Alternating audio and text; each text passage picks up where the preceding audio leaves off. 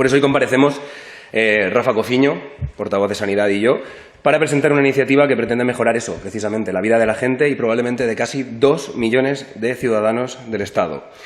Hace unos meses tuve la oportunidad de conocer a los representantes de la asociación Long COVID Aragón, unas mujeres maravillosas, extraordinarias, unas luchadoras que no dejan de luchar a pesar de llevar años sufriendo una enfermedad que es aparentemente invisible, que es el COVID persistente. Una enfermedad multisistémica que afecta mayoritariamente a mujeres y que muchas de ellas padecen porque fueron personal sanitario, porque fueron aquellas que estuvieron en la primera línea de fuego y en las oleadas de la pandemia. Desde 2020 están con esta situación y por eso yo con ellas me comprometí a trasladar al Congreso todas sus reivindicaciones e inquietudes. Y ahora, tras varios meses de trabajo colectivo compartido con el portavoz, como digo, de Sanidad del Grupo Plurinacional Sumar, con los colectivos de pacientes de diversas comunidades autónomas y con el propio Ministerio de Sanidad, presentamos una proposición no de ley elaborada entre todos que creemos que puede dar respuesta a las demandas de las personas afectadas por esta enfermedad invisible. Pero claro, muchas veces no se entiende, no se sabe muy bien qué es esto del COVID persistente. Pues si acudimos a la definición que realiza la Organización Mundial de la Salud, dicen que es la afección que ocurre en pacientes con antecedentes de infección probable o confirmada por SARS-CoV-2. Generalmente se desarrolla 3 meses después del inicio de los síntomas, persiste durante al menos 2 meses y no puede explicarse mediante los diagnósticos alternativos. Los síntomas más comunes son la fatiga, la dificultad para respirar, la disfunción cognitiva, pero también pueden ser y pueden darse otros síntomas que suelen repercutir en el funcionamiento cotidiano del enfermo. Dejaré a Rafa que explique más sobre todo esto. Pero, por tanto, lo que estamos hablando es de un trastorno multisistémico que tiene más de 200 síntomas, sobre todo asociados prácticamente a todos los sistemas orgánicos y a la vida cotidiana y a todos los ámbitos de la vida de la gente. A pesar de la dificultad de aportar datos sobre la incidencia y prevalencia del COVID persistente, porque estos casos no se recogen, sobre todo los casos que son leves, no pasan por atención sanitaria y esto no entra dentro de los registros, según la OMS hay entre un 10 y un 20% de infectados que desarrollarán COVID persistente. Si aplicamos las referencias de la OMS, estamos hablando que a nivel mundial hay entre 77 millones y 144 millones de enfermos de COVID persistente y en el Estado español hay entre 1,4 millones y 2,4 millones de enfermos y especialmente enfermas. Según los últimos estudios, el 31,75% de los casos de COVID persistente son severos, es decir, no pueden salir de casa y están en la cama. El 55,60% son moderados, es decir, que ven reducida la capacidad previa en un 50% o más y tienen problemas para hacer también tareas de la vida cotidiana. El 12,65% son leves, por tanto, podrían seguir trabajando en condiciones pésimas. A partir de estos datos podemos estimar que en España puede haber más de medio millón de enfermos graves o severos, que estos viven, como digo, confinados en su hogar y muchas veces no pueden salir de la cama, y más de 1 millón de personas que tienen problemas para seguir con su vida diaria y o profesional. En esta situación, las personas afectadas saben que la atención que reciben es diferente, dependiendo del profesional que les toque, que les atienda, y también de la comunidad autónoma en la que vivan. En algunas de estas comunidades todavía no se identifica el COVID persistente y por ello deben recorrer una travesía en el desierto de especialistas que atiendan a sus múltiples enfermedades de forma individualizada, a sus múltiples síntomas sin tener una visión global de la enfermedad. Por eso, estas pacientes echan en falta protocolos específicos, una atención multidisciplinar, así como la necesaria formación e información.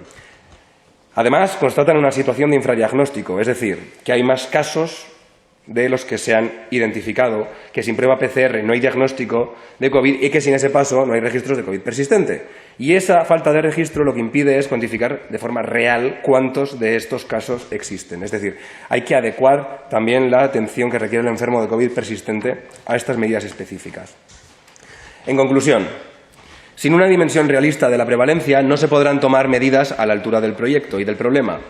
Esto es lo que denuncian los colectivos de personas afectadas por esta enfermedad. Denuncian maltrato e invisibilización que están sufriendo por parte de las instituciones y también de las sanitarias. Y para eso estamos aquí, para que cambie esto de una vez por todas. Por eso estamos hoy aquí Rafa y yo. Porque a estas mujeres, algunos profesionales les dicen que están deprimidas, histéricas, desquiciadas, y les van mandando de un especialista a otro, como digo, en un calvario que no pueden soportar por su enfermedad, cuando no pueden subir ni siquiera escaleras en muchas ocasiones. Unas mujeres y sus familiares que fueron nuestro escudo contra la pandemia, a las que no podemos dar la espalda. Le dimos muchos aplausos durante la pandemia, pero démosles ahora herramientas también a los profesionales para acabar con este calvario de enfermos y enfermas. Hoy por la mañana he recibido un mensaje por Instagram que quiero compartir con todos vosotros porque sinceramente a mí me ha llegado de Ana Lidia, que comentaba: gracias, Jorge. Hoy desde la Asociación Long COVID Aragón, de la que formo parte, nos comunican que llevarás al Congreso nuestras peticiones de ayuda y visibilidad y tratamiento médico adecuado a nuestra situación. Dice, en mi caso ya va para 4 años. Estoy de baja desde hace un año. Y en unos días me obligan a volver al hospital donde trabajo y tengo pánico. Llevo unos meses deprimida de ver que no le veo luz al final de todo esto. Por eso, gracias. Gracias a todas vosotras, gracias a la Asociación Long COVID Aragón y a todas las asociaciones de las diferentes comunidades autónomas, porque hoy por ello comparecemos para presentar una iniciativa con medidas que puedan empezar a resolver este problema. Por ello, a continuación, mi compañero Rafa Cofiño, el portavoz de Sanidad del Grupo Plurinacional Sumar, va a desglosar todas estas medidas.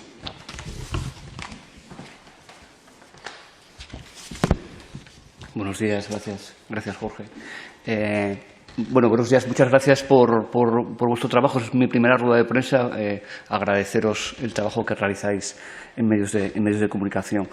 Yo vengo de haber trabajado en salud pública y parte de mi trabajo fue como director general de salud pública en Asturias, comenzando en una fecha muy emblemática que fue en septiembre del 2019, con lo que los meses siguientes vivimos un periodo de mucho trabajo, con muchas tareas y con una palabra clave que también fue transversal en esos meses de pandemia, que era la palabra incertidumbre. En el ámbito clínico, en el ámbito asistencial, sobre todo en el ámbito de trabajo de atención primaria, de la medicina familiar y comunitaria, una palabra clave también es la incertidumbre, ¿no? Trabajar con incertidumbre. Y parafraseando a Jordi Gol, que es un referente en atención primaria, decía que la medicina tiene derecho a no saber, pero la medicina no tiene derecho a no saber por dónde continuar. Y esta proposición no de ley que hoy presentamos precisamente es esto, ¿no? Es saber por dónde continuar en un proceso que ha tenido incertidumbre, en una enfermedad que ha tenido incertidumbres por una reciente aparición, pero trata de dar certidumbres y de dar pasos adelante en lo que es trabajar con personas afectadas por un proceso de COVID persistente. Desgloso a continuación algunos de los puntos que se incluyen en esa proposición no de ley que hemos presentado. El primer punto clave, que no va a incluir la proposición no de ley, pero que sí es un eje del grupo parlamentario y es un eje de las políticas de gobierno, es el tema de todo lo que vamos a trabajar ahora mismo. Las propuestas se hacen en un marco de un sistema nacional de salud que aspira a la plena universalidad y aspira a una gestión pública. Y a un sistema nacional de salud que aspira a la máxima y mejor coordinación entre la atención primaria y la atención hospitalaria. Esto es el elemento vertebrador de lo que vamos a desarrollar a continuación, y sin esto no es posible lo que vamos a plantear. Hay como 3 grandes ámbitos. Uno es el ámbito clínico, otro vinculado a investigación y otro vinculado a aspectos visibilización y condiciones laborales. Las personas afectadas por una enfermedad, y concretamente las personas afectadas por COVID persistente, no son solamente órganos dañados, sino son personas afectadas que viven en condiciones determinadas, que tienen una serie de condiciones personales, familiares o laborales, ¿no? Y parte de las propuestas van en este sentido. Desde el ámbito asistencial hay 2 medidas clave. Una es homogeneización de los códigos diagnósticos de los sistemas de información sanitaria. Es necesario que sea un código homogéneo tanto en atención primaria y hospitalaria para poder realizar un diagnóstico preciso y para tener un censo adecuado de cuántas personas están afectadas por la enfermedad y realizar un seguimiento correcto. El segundo es: ya tenemos buenas prácticas de guías clínicas y de procesos asistenciales en diferentes comunidades autónomas. Asturias, que es de donde yo vengo, ya viene desarrollando desde hace un tiempo una guía clínica en este sentido, pero es fundamental homogeneizar las diferentes guías clínicas y procesos asistenciales, facilitando una correcta coordinación entre comunidades autónomas y entre comunidades autónomas con el Ministerio. Es fundamental impulsar la creación de unidades multidisciplinares y mecanismos de coordinación entre los niveles de atención primaria y de atención hospitalaria. Estamos hablando de una enfermedad compleja donde requiere trabajo de personas de atención primaria, de especialistas de ámbito hospitalario, pero también trabajo social, rehabilitación, fisioterapia o salud mental, entre otros profesionales. En cuanto a la investigación, establecer una línea de investigación liderada desde las instituciones públicas con participación de sociedades académicas, colegios profesionales y de las personas afectadas. Es fundamental la ciencia ciudadana, es decir, quienes más conocimiento van a dar sobre cómo están las personas y hacia dónde tenemos que investigar van a ser las propias personas afectadas, ciencia ciudadana. Avanzar en ensayos clínicos y también estos ensayos clínicos para darnos posibilidades de nuevas líneas terapéuticas. Investigar también en el impacto social y económico de la enfermedad. No solamente se trata de tener un abordaje asistencial, que es lógicamente necesario, sino también cómo está impactando social y económicamente personas con afectación grave, moderada o leve, pero que todo esto tiene un impacto en su vida diaria. Desde el punto de vista de sensibilización, campañas de sensibilización, lucha contra el estigma y de formación a ciudadanía, a población general y a personas afectadas y, por supuesto, a los profesionales. Y, por último, el bloque relacionado con el tema del ámbito laboral, ¿no? Proponemos trabajar en el reconocimiento oficial de enfermedad y su identificación como enfermedad profesional en aquellas personas afectadas por el COVID persistente, tanto en aquellas primeras olas donde no fue posible realizar un diagnóstico, una confirmación diagnóstica de la enfermedad, y establecer medidas de protección de salud laboral y que los itinerarios laborales de las personas afectadas se adapten a su situación laboral, es decir, según sus no son solamente un etiquetado de diagnóstico, sino sus capacidades para poder ocupar o no ocupar puestos de trabajo, procesos de incapacidad temporal o permanente, según cómo sean sus situaciones.